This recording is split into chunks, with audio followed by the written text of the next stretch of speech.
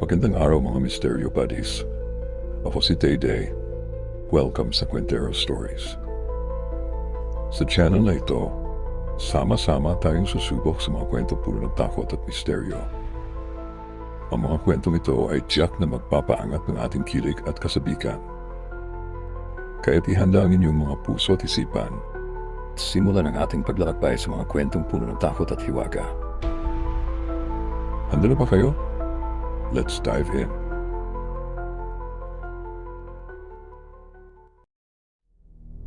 Ang multo sa basketball court.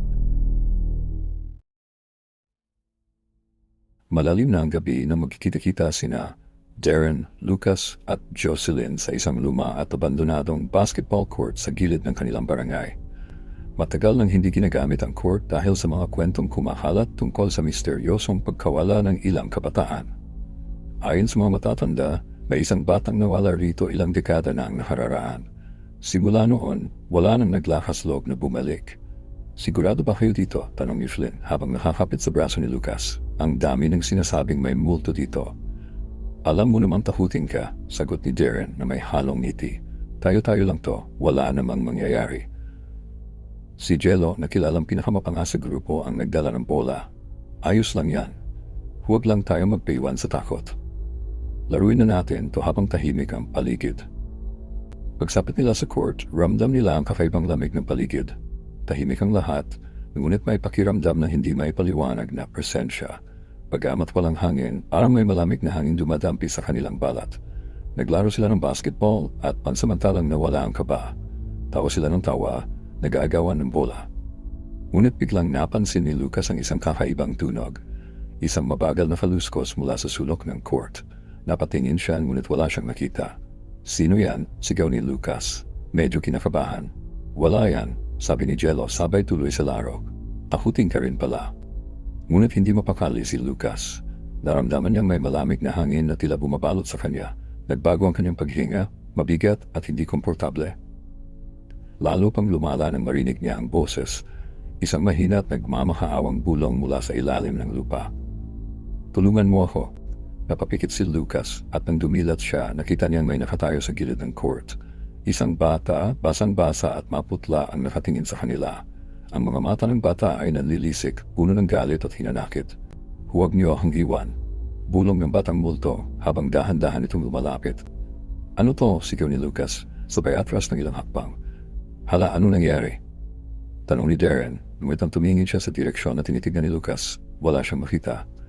Lucas, ano bang sinasabi mo? Bata, andiyan siya. Papalapit na ang iniinig na sabi ni Lucas.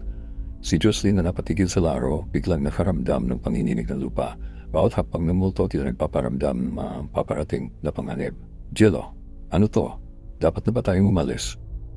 Sa isang iglap, bumagsak ang bola mula sa kamay ni Lumapag ito sa harap ng multo at sa wakas, nakita ng lahat ang batang dahan-dahang lumalapit kay Lucas.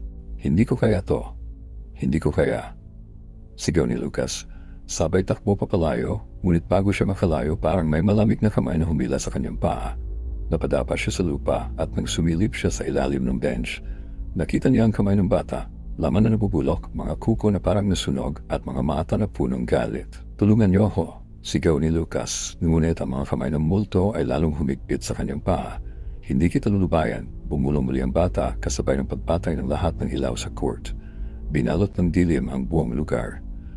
Sa isang iglap, nawala si Lucas. Parang tinangay na hangin, ininiwan ang bola na bumagsak sa lupa ng napakalakas.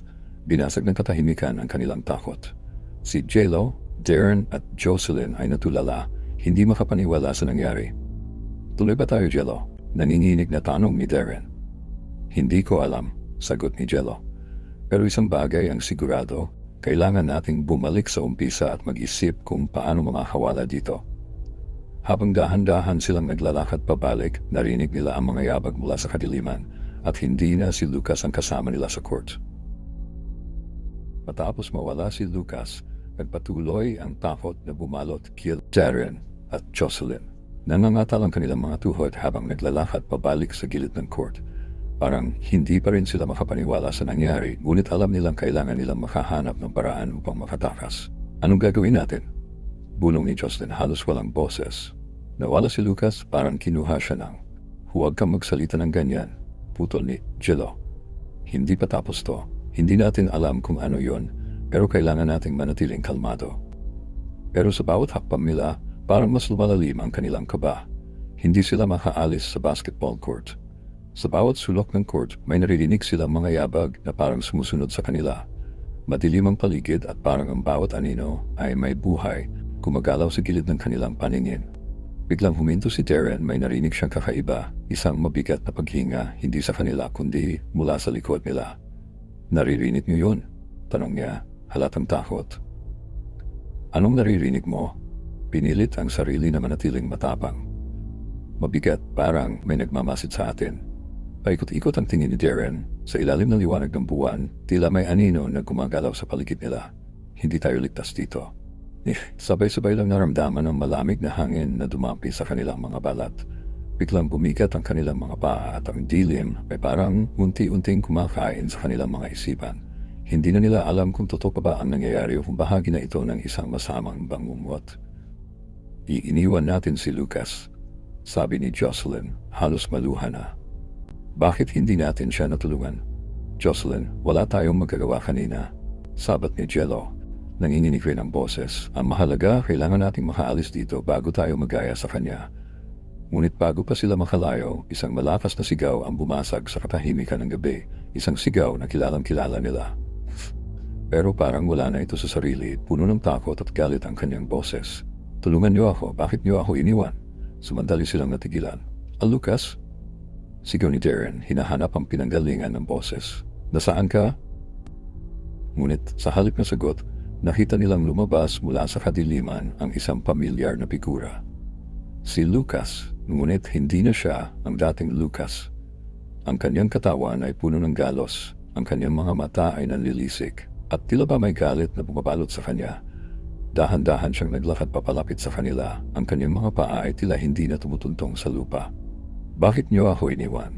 ulit ni Lucas, ngunit ang boses niya ay parang halo-halo ng iba't ibang tinig, tila may ibang kaluluwa na sumanib sa kanya.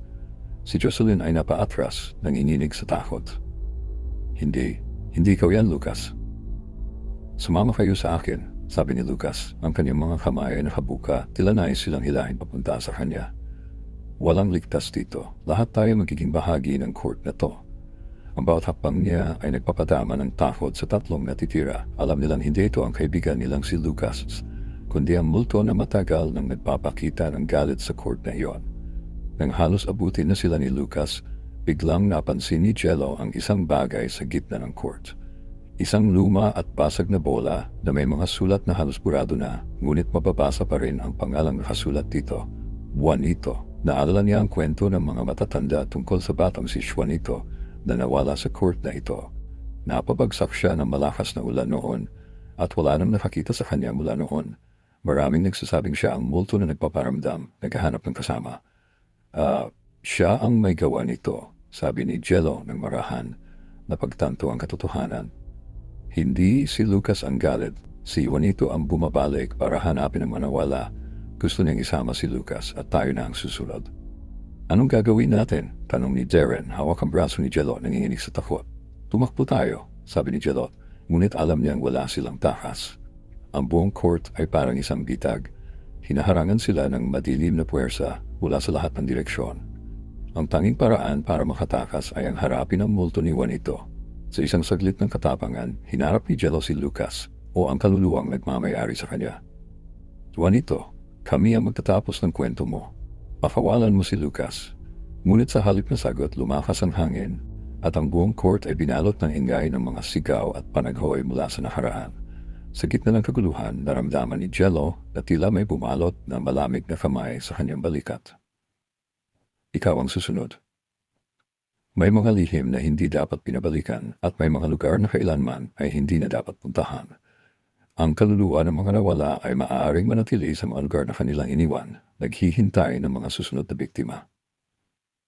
Ngunit sa harap ng panganib, ang tunay na pagkakaibigan ay makikilala sa tatapang na ipakita ang katotohanan at harapin ang takot. Salamat mga Mysterio Buddies sa pagsama sa akin sa kwentong ito dito sa Kwentero Stories. Anong mga bagay ang nagbigay sa inyo ng takot o kakaibang pakiramdam, ay comment nyo lang sa ibaba. Kung nagustuhan nyo ang narinig, huwag kalimutang mag-subscribe at i-hit ang notification bell para updated kayo sa mga susunod na kwento. Hanggang sa muli, mag-ingat at patuloy na sumubaybay sa mga misteryo ng gabi.